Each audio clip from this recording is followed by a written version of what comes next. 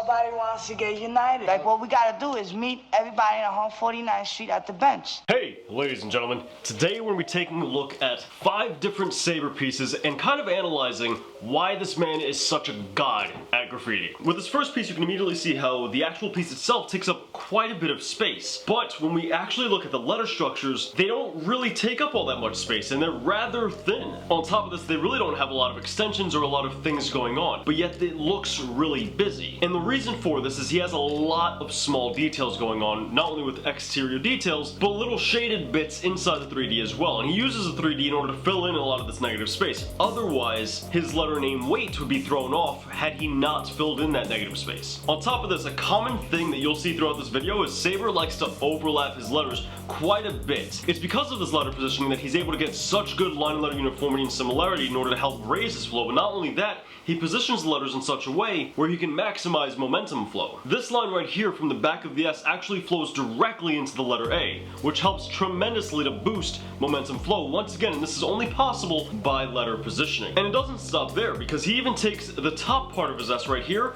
and flows that into the center of the A. Now notice how the right side of the A actually shoots down to this little intersection right here. And this intersection is really important because not only is it angled in order to maximize line uniformity and similarity with the S itself as well as the A, but it also transitions into the B, which also has uniformity with this part of the E as well as the R. So literally that one intersection is a huge hub for line and letter uniformity for the rest of his piece, and I can bet you that a lot of his interior details are going to flow with that as well. But that's not all it does, because a lot of the lines also converge to this intersection as well for momentum flow. As we already discussed, the top of the S flows into the center of the A, which that goes ahead and flows into the right side of the A, which leads directly into that intersection, which the middle of the S also leads right into that intersection. While the bottom of the S right here doesn't actually flow to that intersection, it does still have great momentum flow that leads right into the B. That same part of the S that we talked about before that flows into the center of the A, that momentum can also be carried over to this part of the B, which goes ahead and slopes back downwards back into that intersection we had previously mentioned. So all of these things, when combined, help to intensify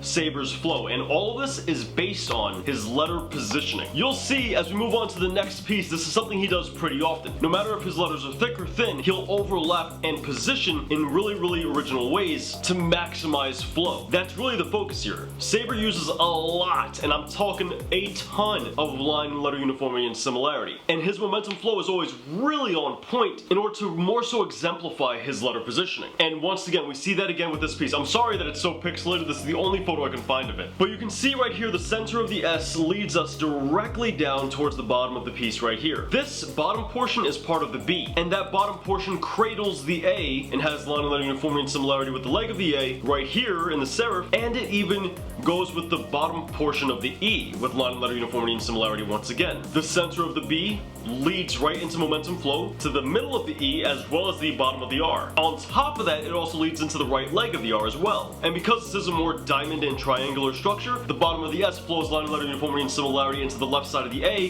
which both of those flow the momentum directly up the piece to the top of the B and then right back down into the B, E, R. I can't stress enough, this is all done on his letter positioning. Now for you newer graffiti artists, this is not something you guys are going to worry about. What he's doing is really advanced. His letter name positioning is off the charts. This is something that a lot of graffiti artists can't do very easily. There are obviously some that can, you more advanced graffiti artists in the comments. I'm sure a couple of you guys can as well. But just understand how advanced that is. And also, a great thing to note here is no matter what he's doing with style, letter name positioning, flow, and all that good stuff, he's still keeping the letter structures intact. His letter structures are still very defined and easy to see. No matter how wild style he gets, you can always read the name. And this is another great example of that. His letter structures are beautiful in this one, really defined, really clear to see, despite having off the charts letter name positioning, negative space management, and letter name weight. Which all of this, once again, maximizes the flow. That seems to be Saber's really big thing, is his pieces have enormous amounts of flow. And this level of flow that he's doing is at such a master level, I've really seen like a couple of other graffiti artists match match this or surpass it, and one that comes to mind is Mad C. Now what we're looking at here with his letter name positioning as well as his flow is really an artist habit of sorts. It's something that he does pretty often. He positions his letters in very similar ways throughout different pieces. That way he can have the flow work in a way that he's comfortable with, affecting his letter structures in a way, once again, that he's comfortable working with. I'm obviously sure he can go ahead and mix it up a lot as we've seen him do that, but this is a really simple thing for him. This is not difficult. We can see it by his execution. That to him,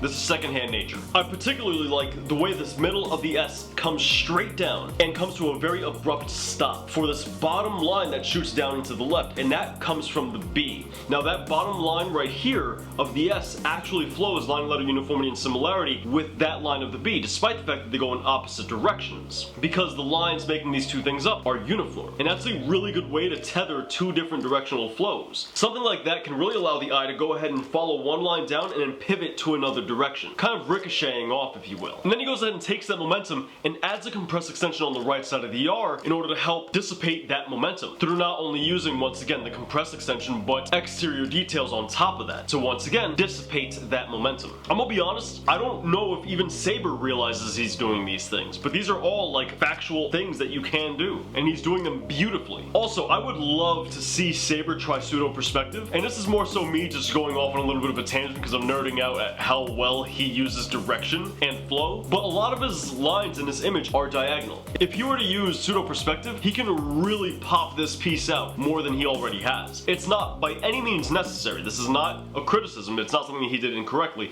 It's just, I would love to see him do it because it's awesome. And if you remember, I mentioned before a little something about artist habits. If you start looking at the rest of his pieces, like this one right here, you'll notice a lot of the same things I previously mentioned happening here as well. He's using a different letter structure for the B this time, but it's still the same exact story. The bottom of the S flows with it, and then there's a lot of line uniformity and similarity in order to bridge these flows together. And you can see that one last time right here. All of those same things I previously mentioned. In a lot of these pieces that we looked at today, he actually ends up not having too much negative space like he did in the very first piece. But his letters are still relatively thin, and a lot of that space is filled up with extensions, serifs, exterior details, and 3D. And all of that really allows him to balance the piece so like that his piece as a whole can look as one cohesive object, which allows him to do a lot of these weird things that you normally wouldn't see in graffiti. But that pretty much breaks down Saber for you guys. If you guys enjoy this sort of thing, let me know what your favorite graffiti artists you'd like to see me break down next. And you guys already know the deal. If you enjoyed today's video, feel free to hit the like button. It helps out a bunch. It also lets me know that you enjoy the thing that I'm doing. So if we can, let's try to get to 250 to 300 likes on this video. That'll let me know you guys want another one of these. For those of you guys who are new here, we come out with 2 art videos a week, so feel free to subscribe. We got a lot of quality content. And if you would like some more graffiti videos, feel free to click on any ones on the screen now. Anyway, I'll catch you guys next time. Until then,